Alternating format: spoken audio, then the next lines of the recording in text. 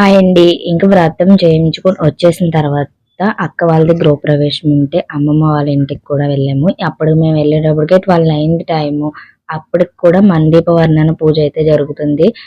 Morning గృహప్రవేశం అయితే కంపల్సరీగా మణిదీపవర్ణన 9 సార్లు చదువుతారు కదా! అదైతే జరుగుతూ ఉందనమాట. అసలు ఖాళీ లేదు. ఇది చిన్న దేవుని గది. కిచెన్ అయితే కొంచెం స్పేసియస్‌గా బానే వచ్చింది.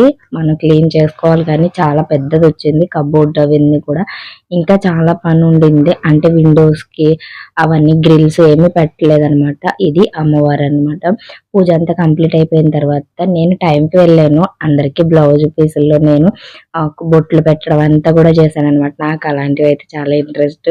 అవన్నీ కూడా అలాగే పంతుని గారికైతే మళ్ళీ తాంబూలం పెట్టి దండం పెట్టేసుకున్నాము. అక్కడే నేను షార్ట్ వీడియో తీసుకుంటున్నాను. ఫోటో తీయమన్నాను. మావయ్య వాళ్ళ అమ్మ ఏంటంటే షార్ట్ వీడియో తీసిందనమాట. సో దాన్ని షేర్ చేసుకుంటున్నాను. ఇంకా లాంగ్ వీడియో తీయలేదు. టైం సరిపోలేదు. అంతే. వీడియో నచ్చితే లైక్ చేయండి, షేర్ చేయండి.